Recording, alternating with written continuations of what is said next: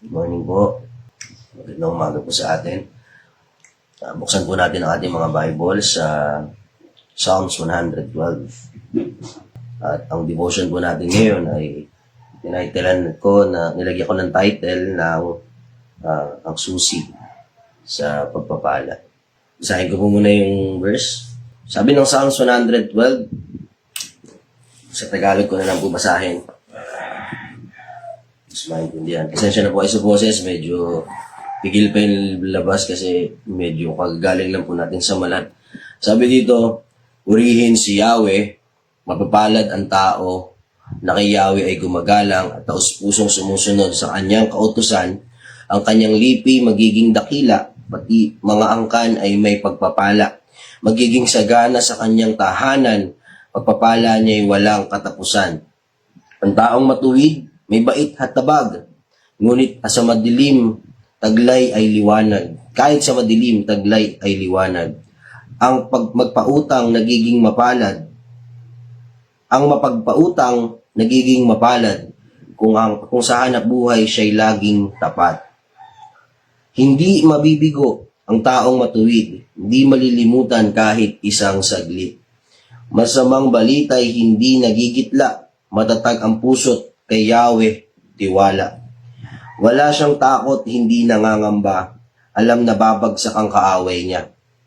Nagbibigay sa mga nangangailangan, pagiging matuwid niya ay walang hanggan. Buong karangalang siya'y itataas. Kung makita ito ng mga masama, lumalaya silang mabagsik ang muka, pagkat ang pag-asa ay lubos nang nawala. Pagpalain po tayo sa pagkabasa ng kanyang salita. Let us all pray. Panginoon Diyos, good morning po. Salamat Lord sa panibagong buhay. Good morning Panginoon dahil binigyan mo kami ng panibagong araw upang maranasan ang iyong biyaya Panginoon sa amin. Lord, right now we are asking for your Holy Spirit to enlighten us Panginoon na makita po namin yung kahalagahan ng pagsunod, Panginoon, sa inyo. But Lord God, i-ready niyo po yung aming puso nang sa ganon, Panginoon, may apply po namin yung katotohanan patungkol po sa inyong salita, Panginoon. Maraming salamat po. Ito po ang aming panalangin sa pangalan ni Jesus. Amen. Dito po sa Psalms 112 ay marami po tayong makikitang blessings, no? Dahil doon sa mga binanggit na verses. Meron po diyang, masasabi natin siguro, generational blessing, material provision and stability, yung kagaya ng pagpapala po na iyon, yung light and guidance na blessing, gracious character, yung pagkakaroon ng magandang influensya sa mga taong nakapaligid sa atin, yung courage, makikita rin po natin doon yung courage, sa binasa po natin, pagpapala ng lakas ng loob. Ang dami pong mga blessing. Speaking of blessing, maaari po siguro na marami rin tayong mga blessing na natatanggap sa araw-araw. At marahil sa mga blessing na yun ay nabanggit po dito. Kapatid, kung tayo po ay tatanungin, what if tanggalin yung blessing? Walang blessing sa isang araw. What if tanggalin yung blessing? Are we still willing to give the Lord, our God, the best praise, the best worship? Of course, hindi naman po tatanggalin ng Diyos ang pagpapala. Lagi po yan automatic kasi mapagmahal at mapagbigay ang ating Panginoon. Pero paano kung mangyari ang isang araw na hindi kanya pagpalain? Na yung mga bagay na tinatamasa mo ngayon ay tanggalin niya. In a snap of a finger, nawala lahat ng iyon. Kagaya ng buhay ni Job, nawala lahat ng iyon. Susunod pa rin po ba tayo sa ating Panginoon? Ito pong tanong na ito ay maaaring masabi natin na hindi naman mangyayari yan. No? Pero naniniwala po tayo, ako po ay naniniwala, at alam ko po ganito rin po ang inyong paniniwala, na hindi naman dahil sa blessing kaya tayo sumusunod sa Panginoon. Tama po ba? Amen? Na hindi naman dahil sa pagpapala kaya tayo nagiging dedicated sa ministry. na hindi naman dahil sa mga pangako na nakasaad sa kanyang salita ay magiging dahilan para lalo tayong magpursige sa buhay at maggalingan sa ministry, gumawa ng mga bagay na makakapagpangiti sa ating Panginoon. Automatic po tayong pinagpapala ng ating Panginoon. That is why dapat automatic din yung puso natin na sumunod sa Kanya. Dito po sa Psalms 112, ang dami pong mga blessings na nakasaad po dito. Nang lahat ng ito ay matatamasa. Nino raw po, sinong tao ang makakakuha? Ano yung qualification para ma-activate lahat ng mga blessings na nabanggit ng Psalms 112 from verse 2 hanggang verse 9. Ano yung mag-activate dun sa mga blessings na iyon? Kapatid, yung verse 1 po ang mag-activate sa mga blessings po na iyon. Sabi ng ESV version, Psalms 112 verse 1, Praise the Lord! Blessed is the man who fears the Lord, who greatly delights in His commandments. No? Sa Tagalog po, basahin po natin. Sabi dito, purihin si Yahweh. Mapapalad ang tao na kay Yahweh ay gumagalang at taos-pusong sumusunod sa kanyang kautusan. Amen? Ito po ay karugtong halos. Kung atin pong titignan, ito rin po yung pagtatapos ng Psalms 111. Na ang sabi doon, the fear of the Lord is the beginning of wisdom. All those who practice it have a good understanding. His praise endures forever. Napakadakila ng kabutihan at kagandahang loob ng ating Panginoon. Pero nangyayari lahat ng pagpapala, na a-activate po lahat ng pagpapala at nabubuksan ang lahat ng pintuan ng pagpapala kung tayo po ay ganito. Tayo ay yung taong gumagalang at taos-pusong sumusunod sa kanyang kautusan. Sabi doon, Blessed is the man who fears the Lord, who greatly delights in His commandments. Sinusunod, ipinapamuhay yung kanyang kautusan. Yung mga nakasaad sa Bible, yung mga nakalagay po dito ay ginagawa, Although hindi naman po tayo na under the law. We're not under the law. Hindi na tayo under ng kautusan. We are under the grace of God. But dahil sa grace ng ating Panginoon, ang ating response is sumunod sa mga bagay na kanyang itinatagubilin sa atin. Sa pamamagitan ng ating pagde-devotion, Sunday preaching, sa small group, lahat po iyon ay may mga directives ang Panginoon na gagawin po natin. At kapag ginawa natin iyon, marami pong mga bagay ang mangyayari sa buhay natin.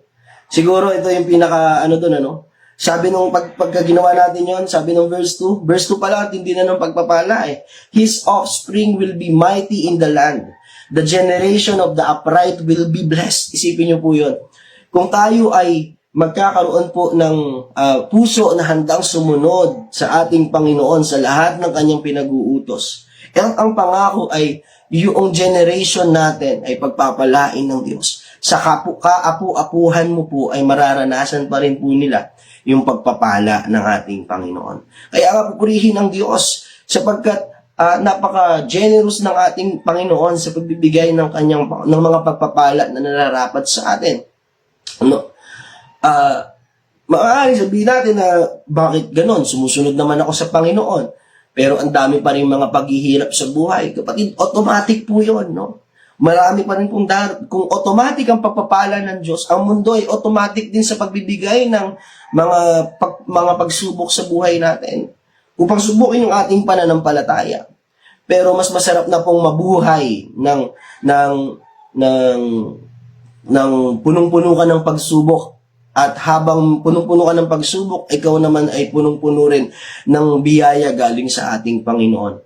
Kesa naman humarap ka sa napakaraming pagsubok nang walang pagkilala sa Diyos. Mas maganda na po yung meron kang relasyon sa ating Panginoon habang humaharap ka po sa samot-saring pagsubok ng buhay. Hindi po ba?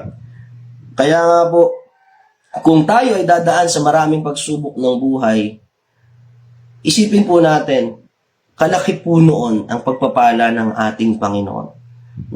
Hindi naman po niya ipinangako yung buhay na maganda, yung buhay na okay lang.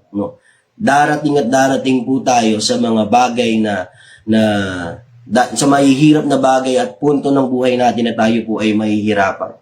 Pero kahit na mahirap, kahit na hindi pabor sa atin ang lahat ng sitwasyon, basta meron tayong relasyon sa Diyos, iyon po ay sapat na.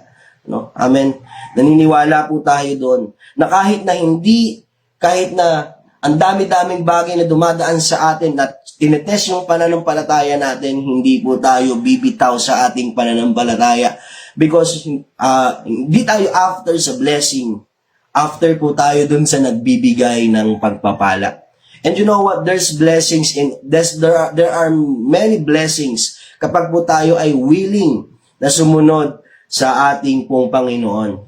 Praise the Lord. Blessed is the man who fears the Lord, who greatly delights in His commandments. Napakadami pong mga pagpapala ang nakalaan para sa mga tao na willing pong sumunod sa atin pong Panginoon. Question is this: susunod ka po ba sa ating Diyos? Kapatid, kung susunod ka, madami pong pagpapala ang naghihintay sa iyo. Hindi ka niya papabayaan. At yung pagsunod natin po na iyon, sa panahon natin ngayon, yun po yung mag-a-activate ng pagpapala na intended para sa iyo lamang. Blessings na intended para sa iyo lamang. At yun po yung i-claim natin. No? Nakakatagpuin ng Diyos ang lahat ng ating pangangailangan. And my God will supply all my needs according to His riches and wonderful glory. No? Napakaganda po ng mga pangako ng Diyos pagdating sa pagpapala. But habang binabasa ko po ito, and this is where I end, habang binabasa ko po ito, naalala ko po yung sinabi ni Jesus sa Luke chapter 9, verse 57. Sabi dito, samantalang sila'y naglalakad, may isang lalaking lumapit at nagsabi kay Jesus, susunod po ako sa inyo kahit saan kayo magpunta. Parang tayo yung tao na yun, ano? Parang tayo yun. Susunod po ako sa inyo kahit saan kayo magpunta. And yun po yung talagang desire ng puso natin, kagaya ng binanggit dito. Pero sinabi ng Panginoon sa kanya, sumagot si Jesus, may lungga ang asong gubat at may pugat ang mga ibon. Ngunit ang anak ng tao ay wala man lang mapagpahingahan. Ipinakita ni Jesus Christ na hindi komportable yung buhay na gusto niyang sundan. Para sinasabi ni Lord sa akin na binabasa ko po ito, ngunit ang anak ng tao ay walang mapagpahingahan. Susunod ka ba sa akin? Alam mo, ang opening po natin kanina sa introduction, what if tanggalin ang lahat ng blessing? Susunod ka pa rin po ba? Susunod pa rin po tayo. Sapagkat hindi naman po tayo pababayaan ng Diyos.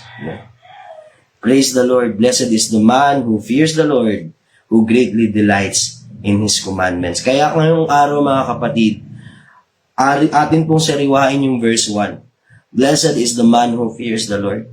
Ipakita natin sa buhay po natin na tayo po ay talaga ay sumusunod sa ating Panginoon. Yung righteous living, no? Iwasan po natin gumawa ng kasalanan na hindi nakakalugod sa ating pong Panginoon. Blessed is the man who fears the Lord.